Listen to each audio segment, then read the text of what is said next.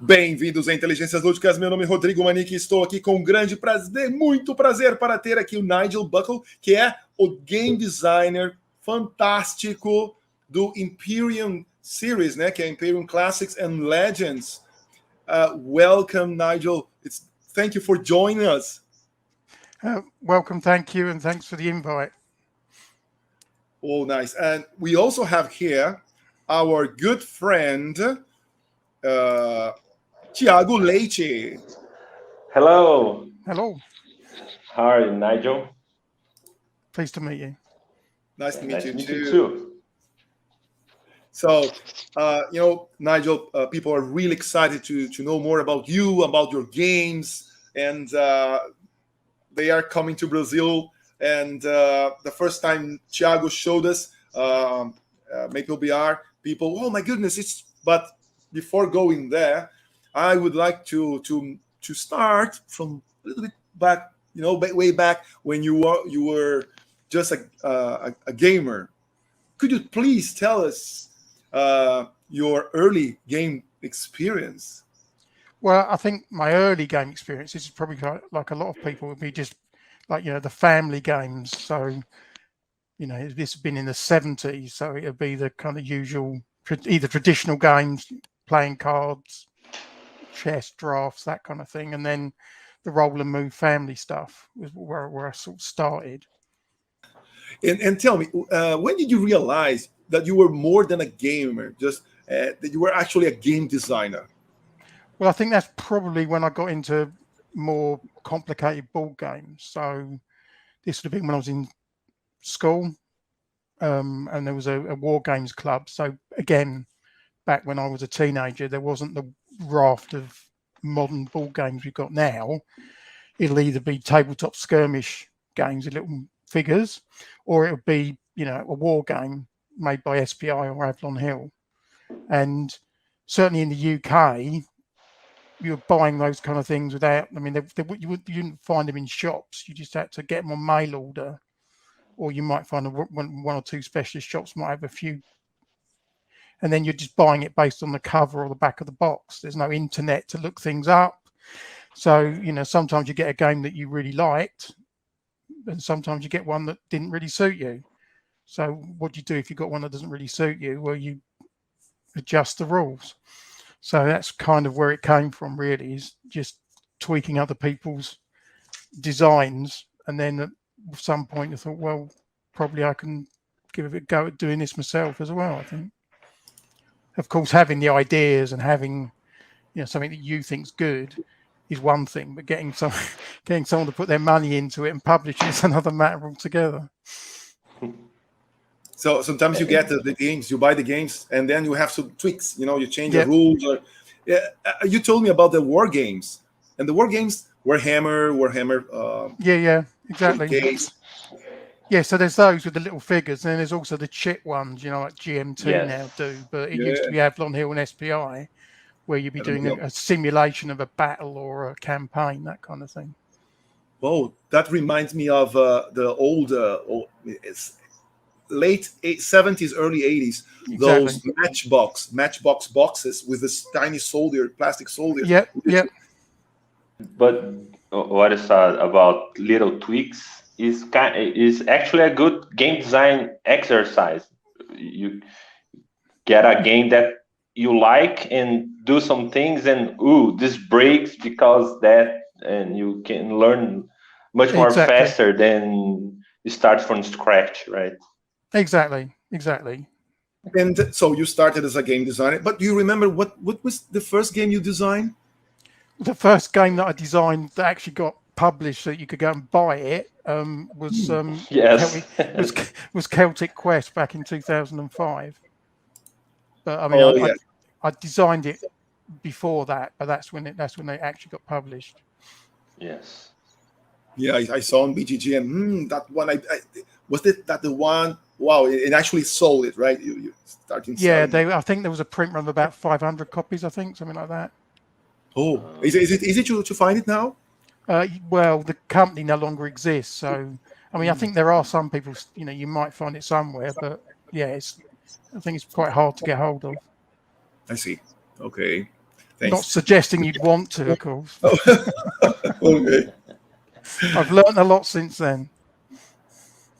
Nice.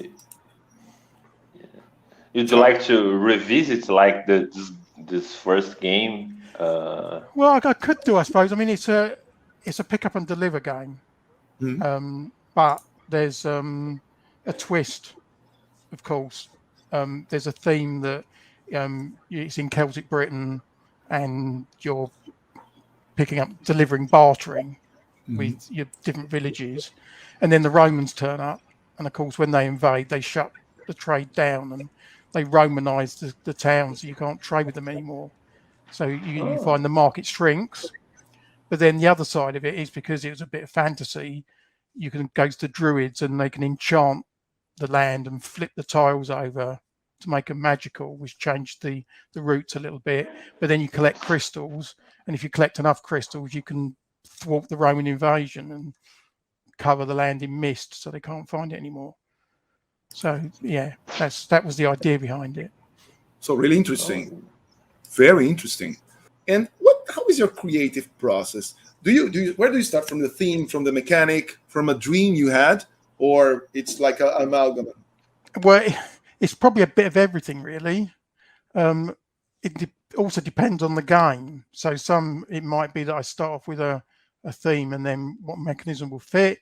Sometimes it might more be I've got a mechanism or an idea and then a theme kind of falls out of it. But I certainly want the mechanisms and the themes to mesh together. I wouldn't want you just to have, a really cool. If it was going to be an abstract game, I think I'd rather it was abstract than you put a theme on it if the theme didn't make any sense. So, sometimes you see some games like that. You know why this is happening? Yeah. Just accept it. Yeah, but I mean, some people like, just having pretty bits and things, and that's fine. But I'd rather have some sort of narrative. So then I want the two to mix, really. Sure. Shall we talk a little bit about Omega Centauri? How was the process of choosing the mechanics and blending with the team? Okay, so Omega Centauri was similar time frame to Celtic Quest. I was kind of working on both, but publishers said at that point space games didn't sell, so they were more interested in the fantasy one. Where Omega Centauri came from is there were 4 Space 4Xs back then. There'd be like Stellar Conquest is one that springs to mind, but I'm sure people would say Twilight Imperium, but they all typically took quite a long time to play. And if you've got a couple of hours for a gaming session in an evening, you're not going to get through it. So then you got and back then, it's not like nowadays where you've got digital cameras and it's all nice and easy to take a record. It would be quite difficult, and you can't leave the game set up somewhere for days. So I wanted to design a Space 4X that you could play in a couple of hours, really. So that was a driver. So then the mechanisms came out of what I can do to simplify and to abstract and to cut the playtime down. So a typical example there is the combat system. It needs to be super quick because you don't want to waste 5-10 minutes resolving a combat, especially if you've got 3 or 4 people around the table. When 2 people are playing, what's the third person doing or whatever? So that's why I went with the deterministic combat. So you knew the outcome before you started. So you don't get into a fight you're going to lose unless you're just trying to whittle down their kill stack. So it's not going to do something even more damage to you. So it's still things like that. Action selection. So rather, to give you a limited choice of options, so it's not completely sandboxed. Again, just to funnel it down and make the playtime a bit quicker, really. So nice, cool, very neat idea, because it turns the game forever. Doesn't take forever, and you are okay. So it's me now. So yeah, quite. Exactly. Can I play another thing while we're playing this? David tell about this game a lot on his interview. We are very interested about your view about your game. Yeah, well, David's game Redacted came out a similar time to mine, and we were both in London, but not friendly at that point. But we both went to the same game club, but given it was London, there was lots of different venues, so we hadn't really intersected. But then we went to a summer convention, and we were both there, and both of us had like a game published, and we just ended up meeting up really. And he really liked my game, which is nice and flattering and helpful. Yes. Voidfall, you're designing with David, which we already say his name, and he said a little bit about how Voidfall came to be. So how was your side of this? Okay, so story? Hopefully I won't completely contradict him. Yes, we're gonna fact check everything. So from my perspective, anyway, David liked Voidfall. David liked Omega Centauri, but it flew under most people's radar. It was a small publisher, hardly anybody ever heard of it. So we'd say Omega Centauri and we'd go, "What's that?" And he was talking to Mind Clash because they published his Anachrony, and saying, "Oh, there's this Space 4X," and they're going, "Never heard of it." And what's it about? And then he told me, he said to them, it's the best 4X they've never heard of. And so we got them a copy, and they played it, and they really liked it. And so we started off saying, well, perhaps they could put the Mind Clash spin on it and make it more accessible and known about by people. The thing is, it wasn't just so. My initial thought was they're going to just reprint it, with nicer bits. But that's not how Mind Clash work. They build worlds. They have, lots of stories around their games. And Omega Centauri, as I've said, was quite abstracted to cut the playtime right down. And I think the classic comment from them was, "We love it, but can you get rid of the cubes?" Now, if you've ever played Omega Centauri, there's cubes everywhere. It's kind of a Euro with 4 different coloured cubes. I mean, it didn't mean get rid of the cubes. What they meant was, can you remove some of the abstraction? Can you make it feel more like I'm building an empire? They couldn't make the leap. So where I'd put in an abstraction, so the resources were just different colours. They needed something. They wanted the players to feel more connected and closer to the game. So we kind of took that on board and went, okay, well, we can make some changes. So we went away and worked on it and took it back to them. And they went, yes, it's great. We really like what's happening. But can you, and there'd be another thing they wanted or something else they want. So we went back and forth quite a lot before Victor was at the point where he was happy to say, yes, this is something I'm going to publish. And at that point, it was called Nova. And then I think we probably went through another 4 iterations before Nova became Voidfall. So it's a long way from Omega Centauri reprint. I mean, if you squint and look hard, you can see the DNA of Omega Centauri in there, but it's nowhere near the same game. There's a cooperative mode for a start. In Omega Centauri, you're fighting each other and you're rebelling against a fallen empire. So the galaxy used to be ruled by an evil, dictatorship that's collapsed, and you're fighting over the remnants. Whereas they brought in the idea of the Voidborn, and it's an invasion, and so they richly built up the backstory really and changed that around a bit. So the game maps obviously had to adapt to the things they wanted to do. But if you look, it's still got deterministic combat. It's still got action selection from a limited number. The technology is quite impactful, but you can get it early on. It's not like some of these 4X games where you only get just as you get the tech, the game finishes. You get the tech and you can use it. Nice. So there's still that's still in there. But it's the same DNA, right? Exactly. It's the same DNA, but the play experience is a bit different. Interesting. So I'm into the game because everything what I read are meaningful choices, meaningful things that you do. Everything you must count. And that's very, really interesting. Could you tell us a little bit about Imperium Classics and Legends? Game co-design with David Turksi. How was it to create a deck building with tricks which makes it unique? Okay, so Imperium's got probably an even longer design life than some other games, although, as you can see, all of them take quite a while. I played Dominion, so that would have been, 2008?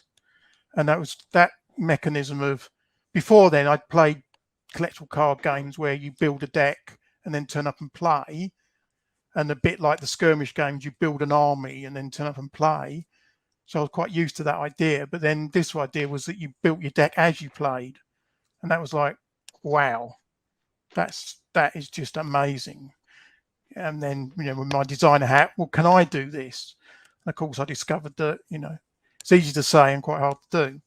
But I've always had an interest in ancient history, and I thought deck building to simulate a sort of civilization type game, I think would work quite well.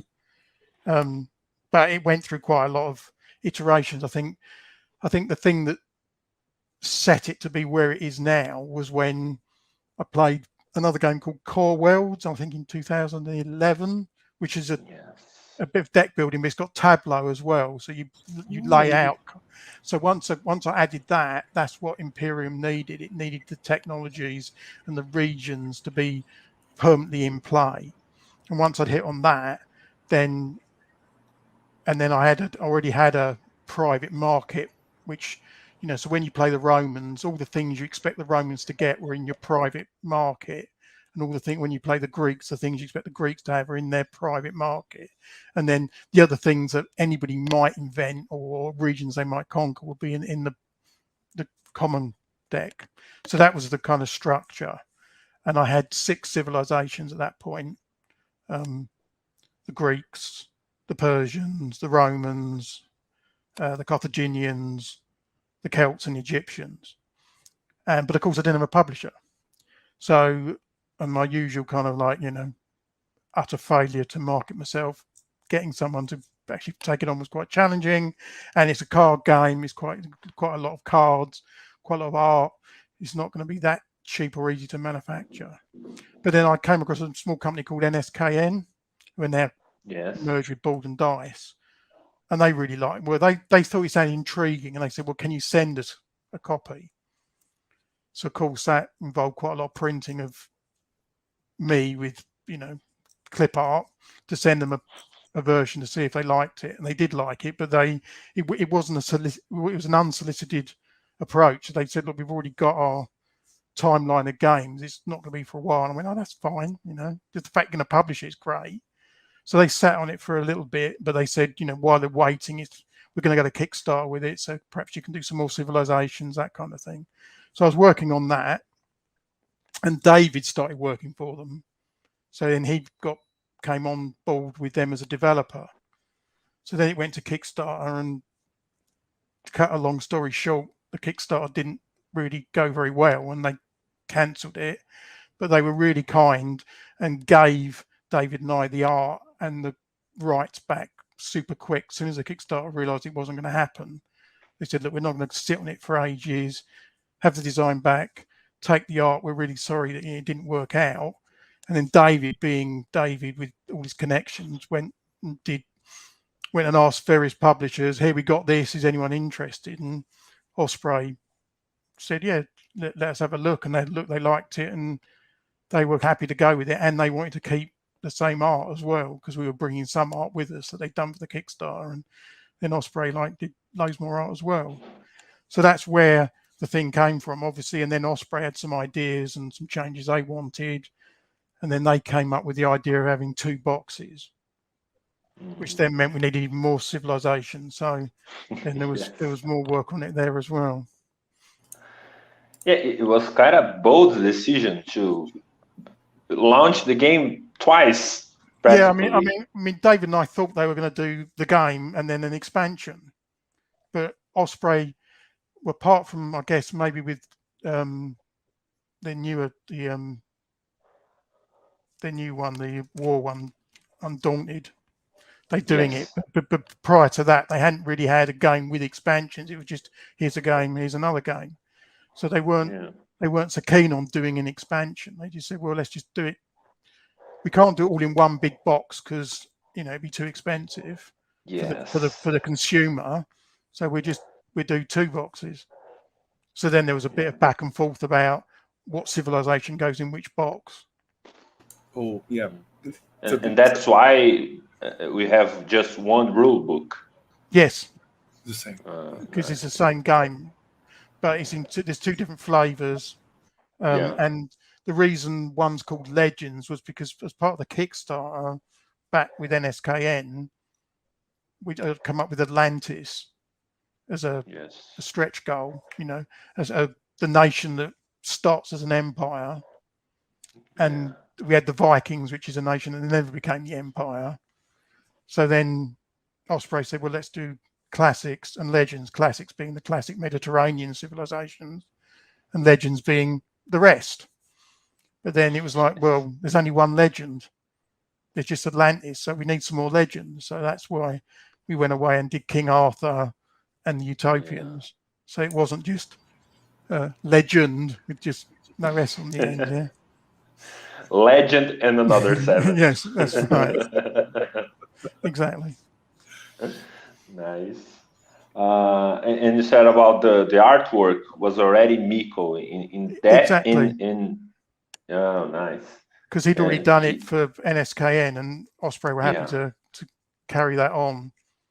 Yeah, he's such a great artist. He's so everybody loves to see his art on many games. So it's a drawn, right?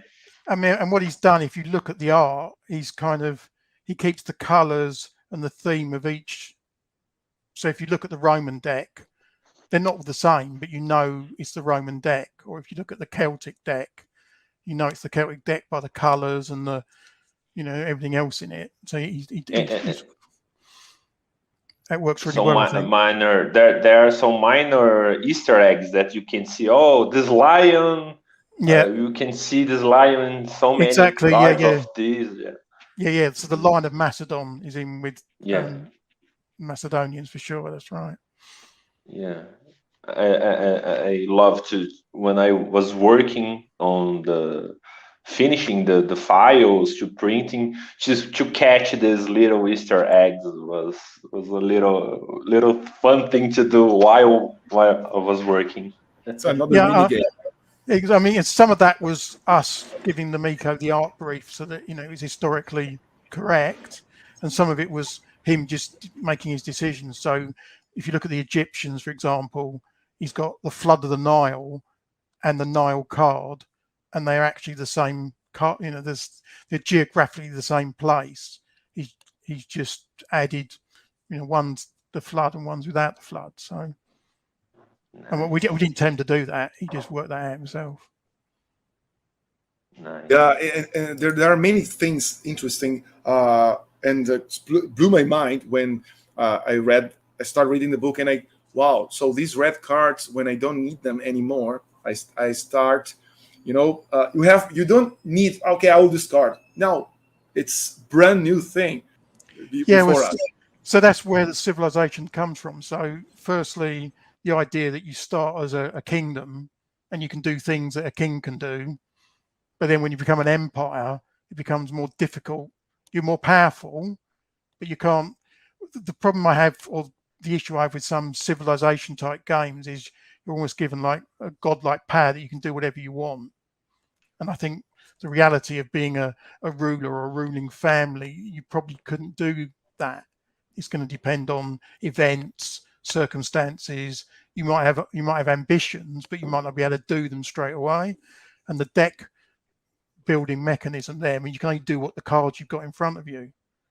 So you can't necessarily expand this turn because you haven't got the card to do it. Or you can expand, but there isn't a target you want, so you've got to wait for next turn when there's a better target. That was the idea of the deck building. And then I had the idea that when you become an empire, you can do all the powerful things you couldn't do before, but all the other things you did don't work anymore. So then they become the dead cards you've got to get rid of. And the unrest, which of course lots of deck builders have trash in there that you want to get rid of. But the idea of the unrest was that introduces the internal conflict and tension that you have, when you take over another territory. There's some administration. When a new idea comes into a society, it's not always accepted. So there's some internal unrest around that. So that's why we had unrest in as well, because it made thematic sense. Yeah. As soon as we finish the game, you see the part in which the story actually happened. So, this happened here, and well, exactly, and that was the other idea, which your trash pile is your history. So it's not like in some games where you just throw them out. In Imperium, you put them in your history, and then you can look back, and you can it's almost like you've written your history when you look in your history pile. Yeah, I like the game that it is kind of simple game. You have just a few steps, but when you look at each step has so many options. I like this duality of it's kind of simple, but you have many options. Yeah, and of course, and once you add in the tableau and your exhaust actions, it can get, which is why the more difficult nations, we put the difficulty rating on. So if you're playing the Olmecs, you have lots of ping cards, so you've got lots of flexibility. So that can be more difficult because it's not just look at my hand, what can I do this turn? You've got to look at your tableau and your hand and what you want to do. So you end up with more wheels in wheels. So it's just inherently more complicated, which is why it's got a high difficulty rating. Yeah, and another thing that I love in this game that you don't have one line to buy the cards, right? And you mix everything there. No, you have four things, different things that you can. Oh, someone bought it, but the next one might work even better. So I like the separation in this by piles. Exactly, and the idea is that obviously there's not much duplication in the common deck, but there's similar cards that will do a similar function. So you can go into the game with wanting certain extra cards to boost your deck. So the strategy is I'm going to do this and I need some cards to help. But what the order they come out in is random and you might not see it straight away. Yeah. So you've got to work out, what's the best way to do it really, and adapt to the what you're presented, which is why we've got the innovate mechanism where you can just, if there's a card you see that you really want, or you really don't want your opponent to get, you can just throw your hand away and take it. Yeah. But I mean, it's quite a risk, it's quite an expensive thing. Yeah. But it's not like, oh, I really need that card, but I haven't got the one to buy it. Well, you can. We try to give players, the options. It's just what they choose to use. In recent years, Age of Empires 2 get research, and we see new players coming into the game, and Microsoft made so many new civs to the game. So can we expect new civs to Imperium? Okay, well, there's not much I can say, but I will say, obviously, David and I have got some ideas. Yeah. We wouldn't introduce a new civilization that was very similar to another one. We wouldn't take the Greeks and just put a different, say, that's the Chinese, that's the, the Qin are not the same as the Greeks. They definitely got their own. So we wouldn't just pick up an existing civilization and paste a different theme on it. That just wouldn't work. So any civilization we bring in we've got to enhance and describe its uniqueness. So we'd certainly, if there was going to be anything extra, we'd want to work on that. But there's nothing much I can say as firm news about anything at the moment. But we haven't given up on it. We're still talking about it and working on it. Yeah. I hope that we see more or expansion or new boxes, because it might be the same format, right? Just a third box, a fourth box. I mean, from my interest, I'd want to. I mean, Imperium's there's a timeline, so it starts with the Egyptians, well, the Atlanteans, if you want to go into myth, and it ends at 1066 with the invasion of Britannia by the Vikings. So that's like the timeline of antiquity where Imperium sits. So I wouldn't want to, introduce the Napoleonics or something like that, because it wouldn't you couldn't play. Well, I guess you could, but it wouldn't make thematic sense to play, classics or legends civilization against, a more modern civilization. So, yeah, if it was going to be compatible, it would still have to sit in the antiquity timeline, really. Right. But there's loads and loads of civilizations we've not covered. I mean, we've touched on some of the tributaries, but there's many more than that we could have put in. But we can. You said about the Chinese, so we can expect civilizations from another parts of the world. Well, I mean, when I designed Imperium and Classics, that was obviously based on what I knew from my school days and what I'd learned from my own interests. But with doing some research or talking to people that know more about certain civilizations, then absolutely we could easily extend it to other areas for sure. Time will tell. Yeah, I mean, it depends on Osprey as well, and and now obviously the gamers. If people keep buying it and wanting more, then that's encouraging. Yes. That's encouraging for the publishers to Yes. For sure. Yeah. And you have a favorite civilization to play, and what was your favorite to create? Well, that's a bit hard, because that's like asking what's your favorite pet, Yeah. I mean, some of the civilizations I'd had, right at the very beginning. So my initial idea, way early back, I had Rome versus Carthage, Greeks against the Persians, historical matchup, and then the Celts as the kind of barbarian being so that was and then Egypt, just because when I think of ancient civilizations, I always think of Egypt and the pyramids and the cradle of civilization or whatever as well. So that's where initially I started, but then it grew from there. So I don't think I have a particular favorite. It's going to depend on, am I playing it solo? Am I playing with other people? What mood I'm in. I enjoy playing all of them. The more complicated ones obviously create more of a mental challenge. But, if I'm tired, then I might want to pick up Macedonia, because it's a lot more straightforward to play. And that's for the design. Well, as I say, it's been over such a long period of time. It's quite hard to say that. And some of them I designed before David was on board, and some of them afterwards. And obviously, once David was included as well, it was much more collaborative, the back and forth. So it's definitely. I think I prefer working with someone, because you can sound ideas off each other. People can quite quickly tell you if an idea is basically a disaster or it's not fun. Let's just stop that, rather than you spend ages building a deck and play it and realize it doesn't work. Having a second opinion cuts some of that down. So I don't think I could say one civilization I always want to play, or one that I really like designing more than the rest. I don't think. Right.